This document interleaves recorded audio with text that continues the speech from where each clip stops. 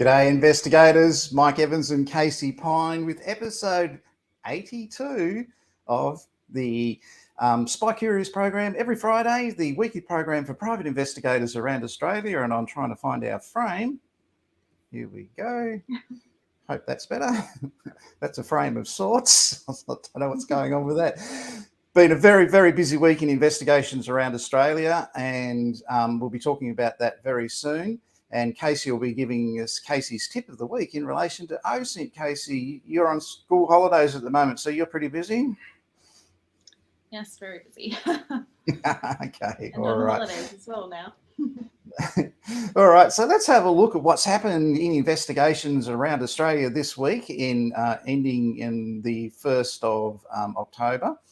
So we'll have a quick look at it, see what's going on. I'll leave you in charge of comments, Casey. Right. So first thing that happened on the Gold Coast, there was a court matter this week, and it's real beauty. This is a good one for you people that like to watch things like me that go on in court. Sorry. So a Gold Coast man, David Hall, was acquitted of threatening people with a gun after the weapon revealed to be a designer thong. I guess that happens. There was this went to court in Southport, and the court was told the alleged threat came after Gordon Johnson, who was in the car, punched Hall numerous times in the Grand Hotel. Well, that's just every afternoon at the Grand Hotel. So Mr. Johnson was not charged after the altercation. So here he is. So he's got his neck tattoos and he's leaving court with his lawyer, and he got off because he didn't threaten Johnson with a gun. He told him he was going to kill all of yous, but he used a designer thong. So this can happen on the Gold Coast. So we asked the locals on the Gold Coast, are thongs lethal on the Gold Coast? And we thought, it might be a good idea. And they said, yes, they can be, these ones. But also these ones, no, they're not lethal at all. And this is what was pointed at during the court case. So that's what happened this week down in the court. But for everybody who's an investigator out there, I thought I would help everyone by having this chart made up for your witnesses. So if your witness doesn't know the difference between a firearm and a thong and has poor eyesight, you can use this eye chart to help them out. So don't be afraid to copy and paste that and save it on your desktop. I think you'll have some fun with it. Oh my God, it's a nightmare in that court.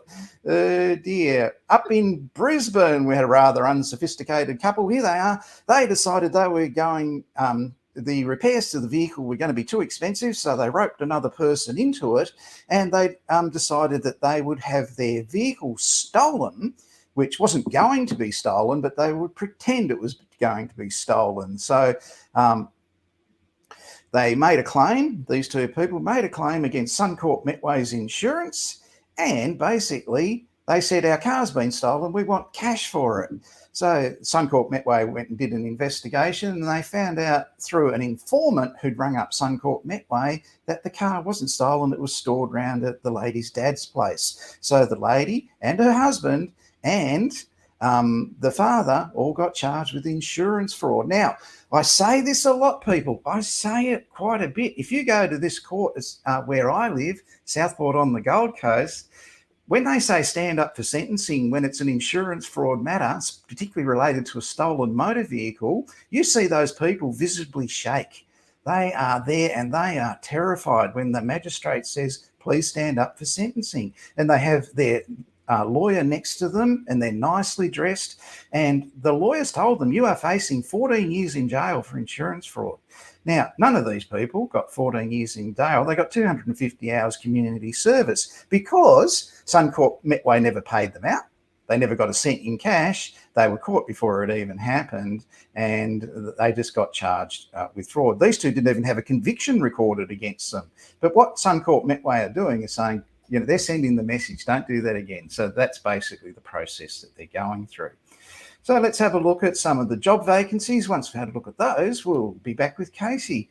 Liam Ryan is seeking investigators all around Australia for surveillance, protective services. So GM Risk have been around forever. I know Liam quite well. Had some great fun with Liam over the years. And you'll see that job over on our Facebook page.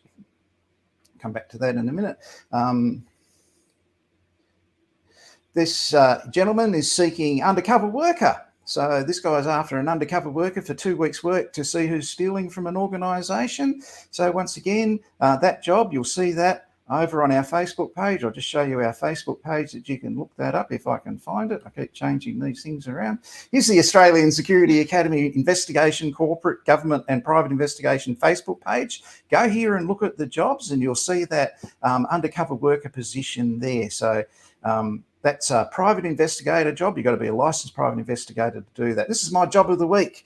A senior game officer up at Lakes Entrance. They're going to pay you $100,000 to sit out in the bush and catch poachers and people doing illegal fishing and stuff like that. Now, you have to have a government investigation qualification to do that job, not a private investigation qualification. They're seeking over at Air Services a drone surveillance data analyst to see who's flying their drones illegally in Australia, and you'll sit in your office on the radar and watch that and catch people out and find them. Down in Victoria, they want 48 government investigators at the State Revenue Office to gather revenue from COVID fines and that sort of thing. So 48 work opportunities down there in the middle of Melbourne. Another one that's come up in Melbourne this week, they want a surveillance operator down in at IBAC. Now, IBAC are the people that go after the bent public servants and politicians in Victoria, and surveillance is a really big thing for them, so they're after a surveillance operative down there. This one just came up this afternoon in Victoria. They want a case manager down in Melbourne for precise investigations. There's so many jobs, I'm never going to get through all of them. ProCare are after surveillance investigators down in Adelaide, and MJM are after surveillance investigators in New South Wales. This is a beauty. BHP in Australia, they're after an investigator. So jump on the Facebook page, you'll see all of those jobs. I haven't put the one from Precise Investigation up yet because it only just came through this afternoon. And this is a beauty. It's a Department of Justice, DOJ, down in Victoria. Great job there. You'll see that job available on that Facebook page. So they're just some of the jobs that have been available this week. In other news this week, this poor hapless gentleman, I'll just bring him up. This gentleman decided he was going to make fake identities for people. And he was able to clear an astounding 436 traffic infringement notices worth $199,000 in the Nigerian community in Brisbane. Now, that's no reflection on the general Nigerian community. This guy did it and convinced people to go along with it. Now, he was arrested in 2019 and he's been on remand in jail ever since. So he's been on remand and he appealed this week. He went to the Court of Appeal over it. And because of the fact that he is a flight risk, they won't let him out on bail. So the poor bugger has been in jail since 2019, is still in jail now.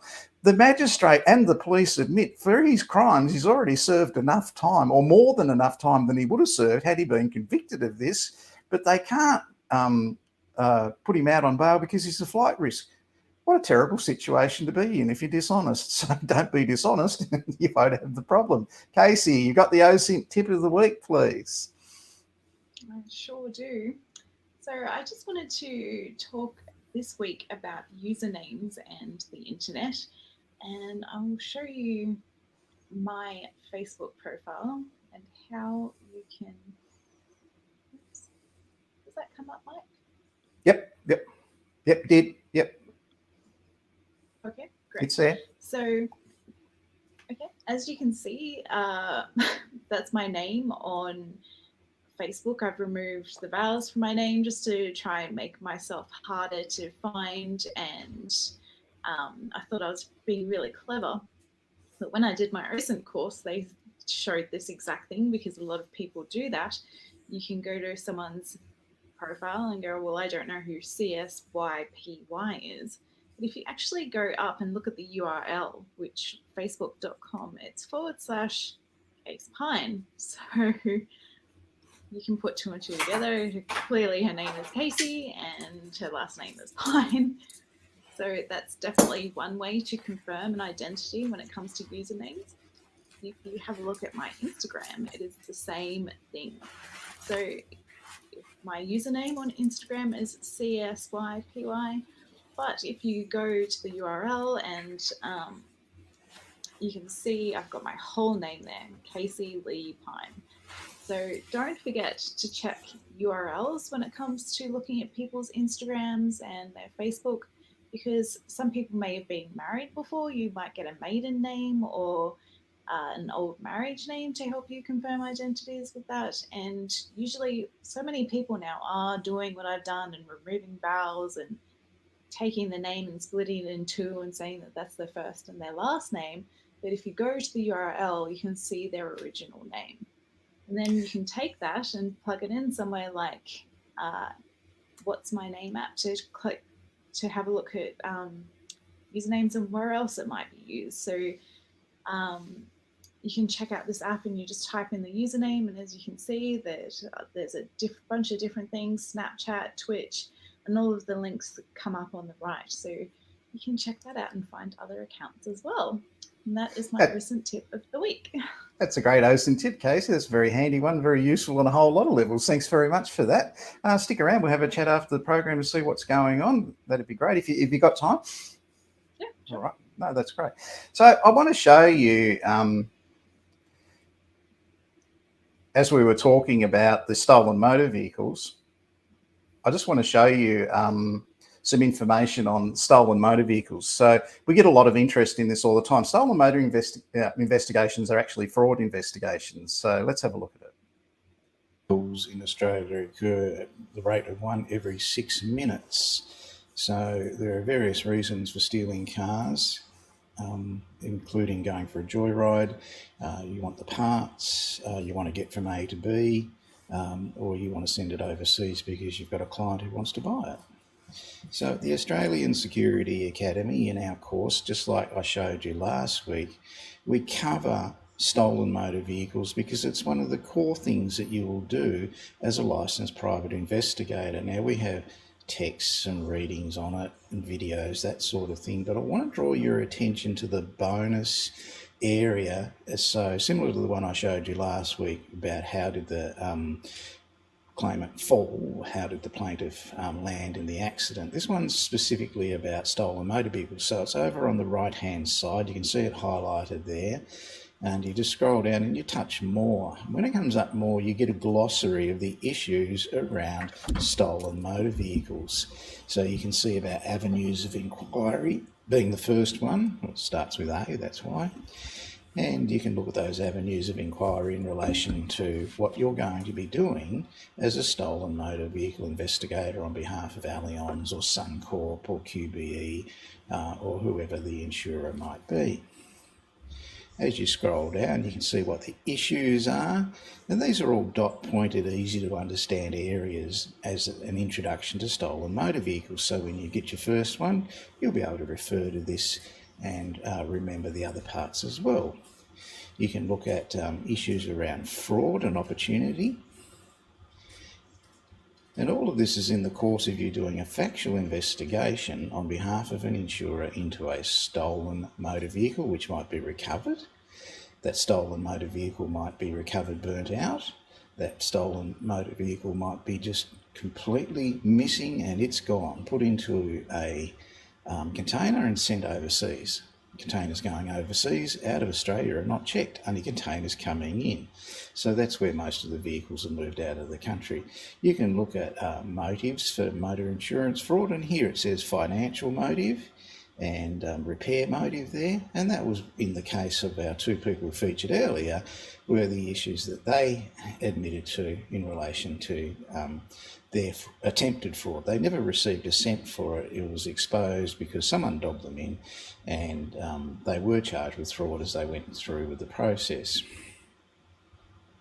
The insurance company doesn't like that, so they send a message and it gets all the headlines that you saw earlier. But you can just work your way through this little glossary at your own pace, and you can see who has the onus to prove what, whether it's the insured or the insurer.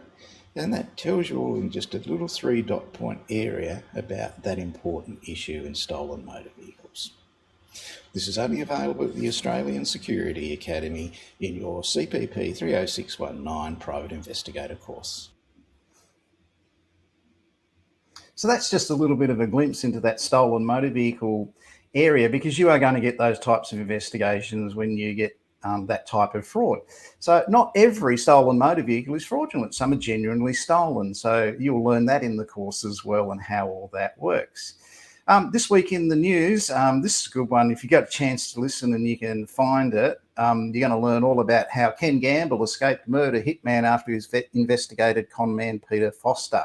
So Ken is part of a podcast series. If you Google I Spy episode 7, Ken's very entertaining. He's very interesting. He's a top investigator, the great investigation agency that Ken owns. They're really great people. They get in contact with me frequently. Really fun lot of people to interact with. That's Ken's podcast. Really worth a listen about what he did with Peter Foster. So certainly check that one out. That's in the news this week. It's something worth having a look at. Going to get Pat Flynn in next week, not this one, sorry, to explain this. A gentleman ended up in a lot of trouble over an issue with drugs and people he was involved with, and it says he was in a star chamber hearing. If you don't know what a star chamber hearing is, we'll come in next week. We'll explain all that for you so you can see that. I think Pat's explained it before, but it's always good to keep up with that sort of thing. There's a couple of other jobs I didn't get to. This one, Manager of Health Investigations at Healthcare Complaints Commission. Now, that's in Sydney. You're going to be a very busy person working 24 hours a day, 7 days a week on that in the current environment. So that's a great job. And this is a beauty. This one, Covermore Insurance in Brisbane are after an investigation manager. So excellent opportunity there. I did say this one last week, the Office of the Inspector General of Intelligence and Security. So that's a security risk management position down in Canberra. If you're into that sort of thing, it's a great opportunity. And typical one, Ranger up at Gympie. With local laws, you'll need a certificate for in government investigation for that role, but that's another job that's available up there today. Where am I? Done that, done all those. Quantum Corp, looking for investigators in Sydney.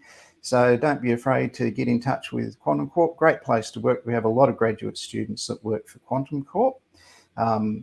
They've got work down there available in a whole lot of areas, including code of conduct, that sort of thing. Adjuster Corp up in Brisbane are looking for an investigator. They want a factual investigator. They're very clear on that. They want a confident, well-presented factual investigator at Adjuster Corp. So if you're confident, if you're well-presented, that's what they want. They don't want people who are shy. So get in touch with them. And you're not doing dangerous work. It's just normal work. So, certainly get in touch with Adjuster Corp.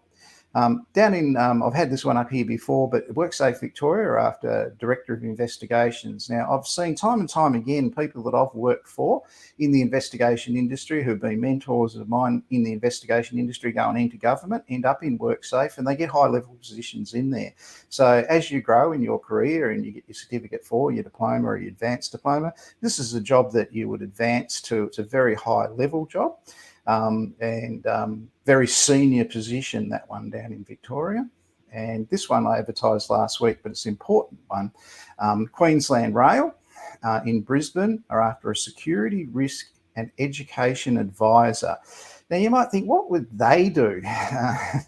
What would I be doing there? Well, of course, you Google that and you look at the position description and it'll tell you, but my assumptions are it's going to have a lot to do with freight and the moving of freight and stealing of freight, and the monitoring of the trains. And also it's going to have a lot to do with the people out there working. This is very physical work, that sort of thing. So how they're educated safely to work, that sort of thing, their inductions, all of those sort of things.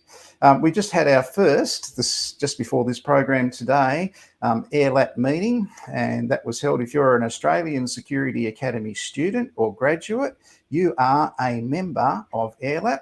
You get in touch with Casey if you haven't already got your membership badge, and Casey will send you your membership badge. It looks like this if you're a student. There's no cost to that. It's free. You're a part of an industry association. Our first meeting today, we had a very good turn up of people. I was quite pleasantly surprised. Yeah, it was fantastic. Really, how many people are interested in their future career? And we didn't have a lot of time. I'm going to have to make more time because that was so interesting. We had to leave that to get to this. But it was just it was such a good networking meeting. With some people giving some very good guidance to some other people in there in relation to a couple of little hints and tips. So that's going to be something that's going to grow. Keep your eye on that, people. If you're an Australian Security Academy graduate or you're an Australian Security Academy student, join AIRLAP, get your badge and get ready to start attending the meetings. I'll let you know when those meetings are. I'll show you in a second. Make sure you email me at casey@australiansecurityacademy.edu.au and I will send you your badge. Got that here somewhere. There it is. It's coming up on your screen down below there. You won't have to do OSINT on Casey to find that. It's on the screen. Don't forget, if you need to replay anything here, just replay later, or it will appear on our YouTube channel the next day. So go to YouTube and type in Australian Security Academy. Our channel will come up. And certainly you'll be able to see that the next day. Here's our meetings that are coming up apart from today. So every first Friday of the month, and today's naturally was Friday, October the 1st. And our next meeting for AIRLAP, and I encourage you to be there, and it will go longer than 30 minutes. I've learnt something today. I didn't know it was going to be that interesting. Friday, December the 3rd. Is the next meeting. The people that attended today, January the 7th, will be the next meeting after that. That'll do. But the people that attended today, they'll get 3 continuous professional development points for their attendance and their interaction, and they all interacted. We didn't have a wallflower in the place. We met some interesting investigators from Victoria, Queensland and New South Wales. So that was quite interesting. Names and be able to actually speak to other investigators as well. That's right. I really enjoyed it. Yeah, it was very good. I'm learning. I didn't know people would be that into it. So I've learned something. We'll just have to have a little bit of a longer meeting, maybe at a better time of the week. I think Friday afternoon, if it's longer, might be a bit harder. So I don't know. I'm still guessing. I'm still learning. Don't forget, I showed you this week. If you're looking for something that you've seen on SpyCurious historically and you want to check on it or see it again, you can replay the whole episode on YouTube, or you can just click on the thumbnail that you were watching, and underneath that thumbnail, the day after the video was shown, you can see shortcut links to what was in the video. So if you go over here at 2:10 and you want to see that MJM were nominated for an insurance award, you click on that and it comes up immediately. If you were totally amazed by Casey's OSINT presentation last week, you can go to Casey's OSINT presentation down here on the left hand side at 2010, click on that, and there's Casey's OSINT presentation. So you don't have to listen to me banging on about job vacancies and doing it right and nightmare scenarios. So these little shortcuts are there in each one of our videos the day after publication on YouTube. So at our OSINT meeting today, Tracy was there and she said it was a great networking opportunity, and Tracy actively took part in it. And I agree with Tracy. I learned some stuff today that I didn't know. So always learning. This old dog's got some new tricks. if you get a chance, you'll see a post from me over here on this Facebook page. Get over and have a look at what it says. We're, as an industry association, we're making some adjustments in the industry, and we've been in contact with the Security Licensing Enforcement Directorate on their Facebook page today to get them to address an issue that we felt was really important. So that's the Facebook page. Give our comment a like, and we'll see if we can do some changes in the industry as a result of that. So you never know. I mean, I haven't got a crystal ball. I can't really use it, but you just can't forecast what people are going to do. I try and read it, and I'm constantly looking at it. It doesn't cooperate very much. I sort of must have got a cheap one, I think. But we'll see what happens in regard to AIRLAP and what happens in the future. We're trying to make it interesting so nobody falls asleep like I tend to in meetings. But all those things are coming up, and we'll try and have all that organised for December, a little bit better time, a little bit better format. People, thank you for watching today. We've used up most of our time.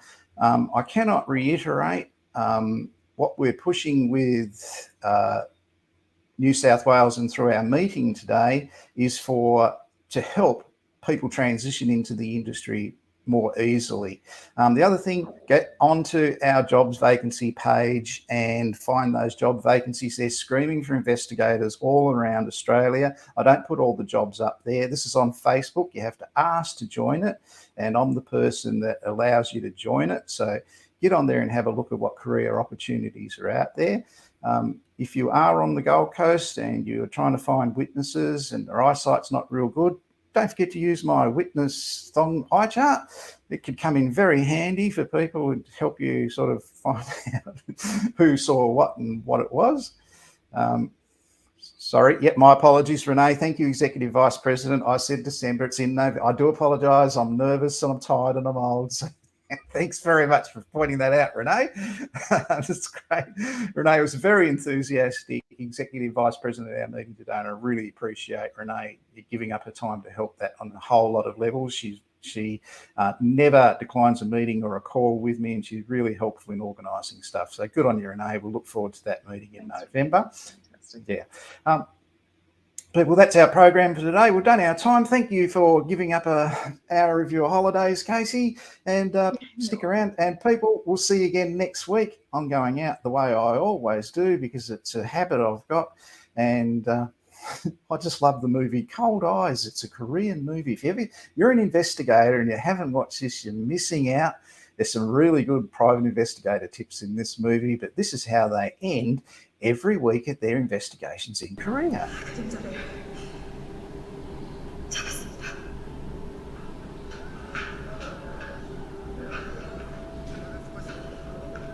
작전 종료. 전원 복귀할 것.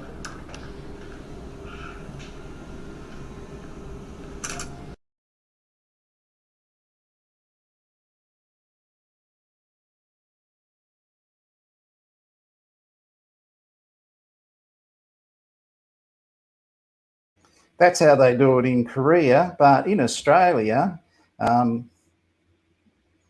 we don't do it like that. It just doesn't happen, right? So it's a completely different world. Hope I didn't put you to sleep, people. Is Casey going to sleep? We'll see you next week. See you next week on Private Investigator Weekly News for Government, Corporate and Private Investigations on SpyCurious. If you want to watch the replay, anything I said there, go and have a look at it on YouTube tomorrow. I'm Mike Evans from the Australian Security Academy. Thanks for watching. Bye.